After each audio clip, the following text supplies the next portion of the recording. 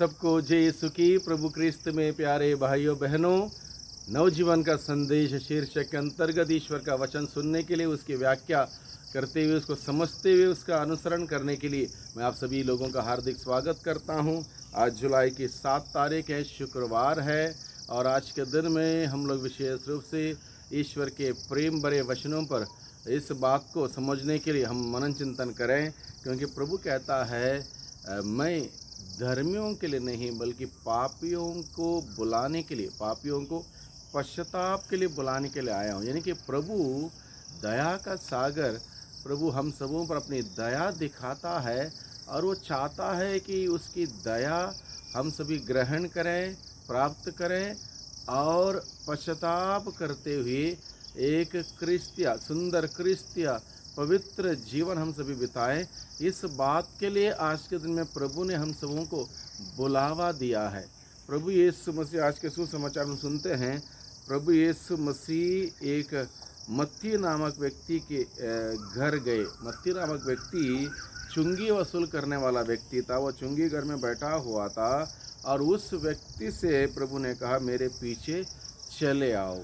चुंगी वसूल करने वाले लोगों को अन्य लोग ज़्यादा पसंद नहीं करते थे।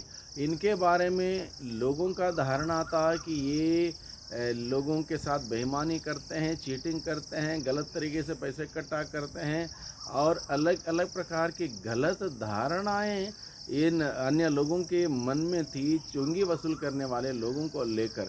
और हो सकता है उनमें से कुछ लोगों ने चीटिंग किया भी होगा, जैसे हम लोग बाइबल में पढ़ते हैं ज़क्कैयस के बारे में, उसने गलत तरीके से पैसा इकट्ठा किया, ये भी हो सकता है। इसका मतलब ये नहीं कि सबके सब गलत हैं। हो सकता है एक राष्ट्रीय मार्ग है, और उस मार्ग में 10,000 वाहन चलते हैं, और उसमें से एक वाहन का दुर्घटना हुआ, इसके मतलब ये नहीं कि वह रास्ता ही खराब है, ऐसा नहीं है।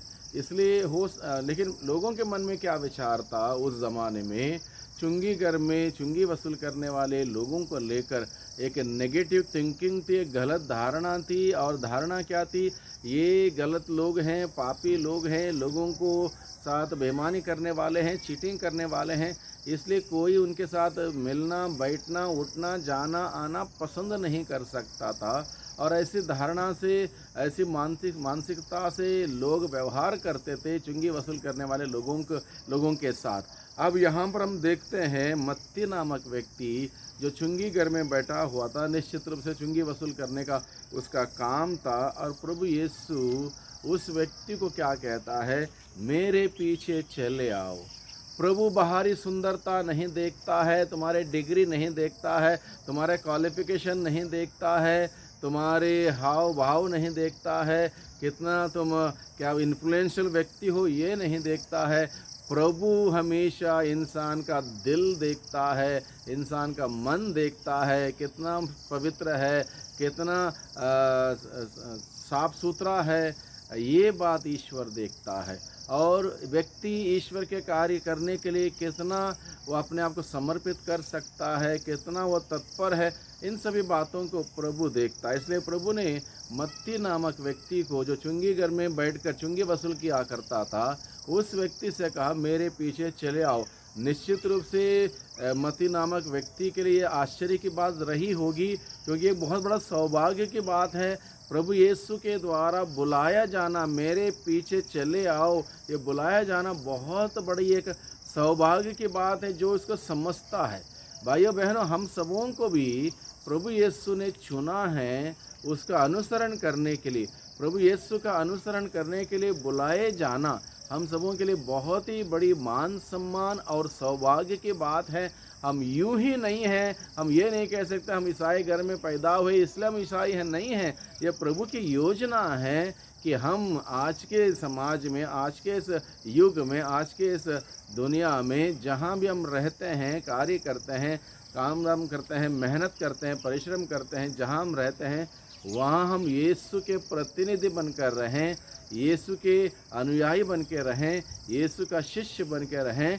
क्योंकि आज के दिन में ये मेरी और आपकी ज़िम्मेदारी है, लोगों को दुनिया के सामने यीशु को प्रस्तुत करना मेरी और आपकी ज़िम्मेदारी है। इसलिए प्रभु ने हम सबों को बुलाया है। जिस प्रकार से मत्ती नामक व्यक्ति को जो चुंगी वसूल करता था, उसको प्रभु यीशु ने बुलाया है, वही प्रभु यीशु ने हम सबों को बुलाया है।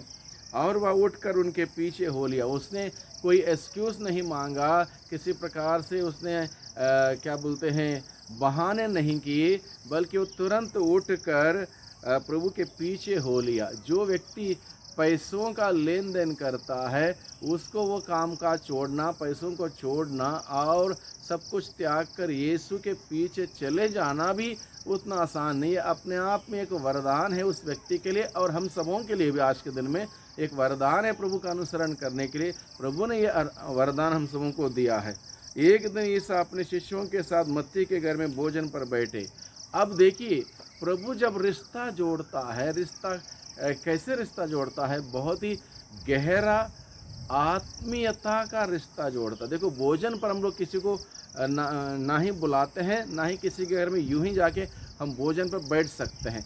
जब रिश्ता गहरा होगा, रिश्ता मजबूत होगा, तब जाके भोजन पर हम जाते हैं या फिर भोजन पर बैठते हैं। निमंत्रण होने पर हम भोजन के लिए बैठते हैं। ये रिश्ता ये बात दर्शाता है कि उनका रिश्ता आपस में बहुत ही गहरा और बहुत ही मजबूत है। संभवतः मत्ती के साथ प्रभु ने गहरा रिश्ता संबंध जोड़ा, इसलिए मत्ती ने यीशु को अपने यहाँ भोजन के लिए बुलाया और यीशु वहाँ पर भोजन के लिए गए। प्रभु यीशु ने ये नहीं देखा ये तो चुंगी वसूल करने वाला व्यक्ति और मैं इतना बड़ा ईश्वर का पुत्र, प्रभु ने ये नहीं देखा। प्रभु कोई भेदभाव नहीं करता, ऊंच नीच की भावना प्रभु के मन में नहीं है। प्रभु के लिए सभी बराबर हैं। इसलिए प्रभु ने भले ही मत्ती नामक व्यक्ति, जिस प्रकार से हमें पता चलता है इस प्रसंग के माध्यम से, अन्य लोग भी आए, शास्त्री फरीसियों ने बात देखा और वे लोग इस बात को लेके बुनबुनाने लगे कि वे एक पापी के यहाँ गए, यानी कि ये मत्ती व्यक्ति हो सकता है कुछ गलतियाँ उसने की थी और उसके बावजूद प्रभु उसके पास जाता है, क्योंकि प्रभु पापियों को बचाने के लिए आए, खोए हुओं को खोज करने के लिए आए, दोबारा सही रास्ता दिखाने के लिए आए। इसलिए प्रभु यीशु मसीह पापियों से दूर नहीं है, पापियों को बुलाने के लिए पापियों के नज़दीक आता है। पश्चाताप के साथ प्रभु के जीवन ग्रहण करने के लिए प्रभु ने बुलाने के लिए आया। इसलिए प्रभु ने किसी भी पापी को टुकराया नहीं है, किसी को अपने सामने से बाहर भगाया नहीं है, बल्कि प्रभु निरंतर प्रयासरत हैं कि हर कोई पापी पश्चाताप के साथ प्रभु के पास लौट के आए, क्योंकि प्रभु चाहते हैं सबके सब बच जाए, सबका उद्धार हो, सबकी मुक्ति हो। इसलिए प्रभु उसके घर में भोजन करने के लिए गए। यह देखकर फरीसियों ने उनके शिष्यों से कहा, तुम्हारा गुरु नाकेदारों और पापियों के साथ क्यों भोजन करते हैं। अब शास्त्री फरीसियों ने देखा, उन्होंने सोचा कि हम लोग सही हैं, पवित्र हैं, अच्छे हैं, धार्मिक लोग हैं, और ये मत्ती नामक व्यक्ति पापी है, गुनहगार हैं, अपराधी हैं, यीशु उनके घर में क्यों गए। इसलिए यीशु के शिष्यों से पूछा, तुम्हारा गुरु ऐसा काम क्यों करते हैं, पापियों के बीच में जाते हैं, उनके साथ बैठते हैं, भोजन भी करते हैं, ऐसा क्यों करते हैं। फरीसियों ने प्रभु के शिष्यों से पूछा, और जब तुम्हारे गुरु नाकेदार और पापियों के साथ क्यों भोजन करते हैं, ये सवाल पर ईसा ने यह सुनकर उनसे कहा। अब ईसा ने उत्तर दिया, निरोगों को नहीं, रोगियों को वैद्य की ज़रूरत होती है। बहुत ही एक सॉलिड उत्तर प्रभु यीशु ने देते हुए क्या कहा, निरोगियों को नहीं बल्कि रोगियों को वैद्य की ज़रूरत होती है। और प्रभु आगे कहता है, जाकर सीख लो कि इसका अर्थ क्या है। इसका अर्थ क्या है, सीख लो, मैं बलिदान नहीं बल्कि दया चाहता हूँ। शास्त्री फरीसी लोग बलिदान पर ज़्यादा ध्यान केंद्रित करते थे, और बलिदान और उनका जीवन में कुछ तालमेल नहीं था, कुछ लेना देना नहीं था। बलिदान अलग था, प्रार्थना अलग थी, उनका वास्तविक जीवन अलग था। इसलिए प्रभु यीशु मसीह वहाँ पर क्या उत्तर देता है, मैं बलिदान नहीं बल्कि दया चाहता हूँ। दया दिखाना, किसी पर दया करना और किसी को माफ़ करना, किसी को क्षमा करना या माफ़ी मांगना, छोटा बनना बहुत ही कठिन है।